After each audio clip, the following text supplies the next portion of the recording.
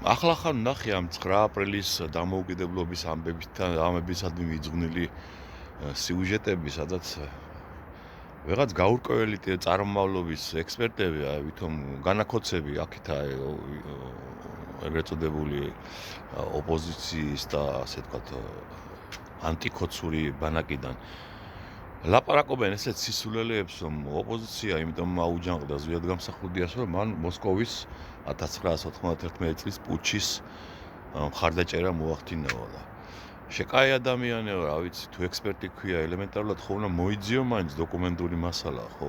ზვიადგამსახურდიამ არათუ საჯაროდ დაგმო მოსკოვის პუჩი, არამედ 1991 წლის 20 აგვისტოს ხელი მოაწერა მიმართვას მსოფლიო ხალხებისადმი და დემოკრატიული დასავლეთის ქვეყნების მთავრობებისადმი, სადაც ზვიადგამსახურდია პირდაპირ მოუწოდებს, რომ რუსულ იმპერიაში მიმდინარე ვაკხანალია კიდევ უფრო აჩქარებს იმ პროცესს, რომ საქართველოს დამოუკიდებლად ცნოთო. ამიტომ ამერიკის შეერთებულ შტატებს პირველ რიგშიო მიმართავ, რომ სასწრაფოდ დაამყაროს დიპლომატიური ურთიერთობა საქართველოსთან და აღიარონ ჩვენი ქვეყნის დამოუკიდებლობა. ახლა კლინიკური იდიოტი თუ არა ხარ, ზვიადგამსახურდიას მოწოდება საიმშოდო საქართველოს დამოუკიდებლობა აღიარეთო, არანაირად არ არის კავშირში მოსკოვის პუჩის მხარდაჭერასთან პირიქით.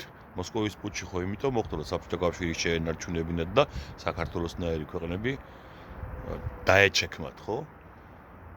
აბა, ახლა ლოგიკა ხო უნდა ქონდეს, ან ელემენტარულად არიცი საგანი, რაზეც ექსპერტობ. ან კიდევ შეგნებული პროვოკატორი ხარ, ხო? და რაც შეეხება ზვიადგამსახურდიამ ჯარი გააუქმა და მილიციას დაუქვემდება, რომ ჯერ ეგეთი ჯარი ჩვენ არ ყოლდა. ეს კიტოვანის დანაყოფები იყო ეროვნული გვარდია და იქიდან გამომდინარე, რომ გეკაჩეპეს დროს პირდაპირ ღია ტექსტით უთხრეს, რომ შეიარაღებული ნაწილები გააუქმეო ზვიადგამსახურდიას. მან ძალიან დიპლომატიურად მოახერხა ის, რომ გვარდია დაუქვემდებარა შინაგან საქმეთა სამინისტროს. კი არ გააუქმა, სახელი შეუცვალა. და შეიარაღებული ფორმირება შეინარჩუნა, ოღონდ შინაგან საქმეთა სამინისტროს ფარგლებში. აი ეს არის ვითომ მეორე მიზეზი, რომ აი ჯარი გააუქმა. ჯარი კი არ გააუქმა, საქართველოს გადაარჩინა ჯერ ერთი ამ დიპლომატიური ნაბიჯით და მეორე თავად ეს კიტოვანის ბანდა გადაარჩინა იმის გარდა, რომ რუსეთს არ დაებომბა და არ ქონოდათ საბაბი პირდაპირ მნიშვნელობით სამხედრო ოპერაცია განეხორციელებინათ ეგრეთ წოდებული არაფორმალური შეერაღებული ძალებისადმი. საბჭოთა კავშირის შემადგენლობაში იყო მაშინ საქართველოს ჯარის ყოლის უფლება არ აქონდა. აი ეს ვიცოდეთ რა და ზვიადგამსახურდიას მოახტებით კიდევ წვნიკიტილებივით. ჯერ ბევრი წიგნი წაიკითხეთ, მეორე გაითავისეთ ვინ იყო ზვიადგამსახურდია და მე რა ვიცი იქნება გამოდნეს თქვენ ტვინ და რამე. შეეშვით ზვიადგამსახურდიას განკიქებას.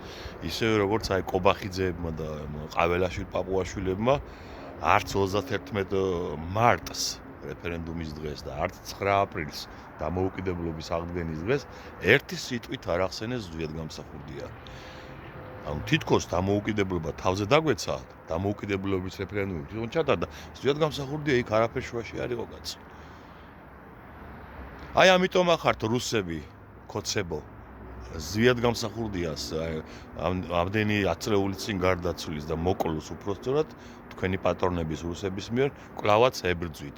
ნუ ახლა კობახიძე მამამისი პუჩისტოვიდან გამომდინარე ეს საოჯახო ტრადიციაც აქვს და ახლა ასულაპარაკო აღარაფერს ლაპარაკობ ბორიაზე, რომელსაც დღემდე ძულს ზვიადგამსახურდია სახელის გაგონებაზე რომ აძაგძაგებს. რატომ? იმიტომ რომ ვერასდროს მიახლოებითაც კი ვერ მოიპოვებს იმ სიყვარულს და პატივისცემას, რაც ზვიადგამსახურდიას ჰქონდა და დღესაც აქვს ამდენი ხნის წინ მოკლულსა და გარდაცვლილსაც. ასე რომ გაავცელეთ ეს ვიდეო, ვიცოდეთ სიმართლე საქართველოს რეალური ისტორიის შესახებ.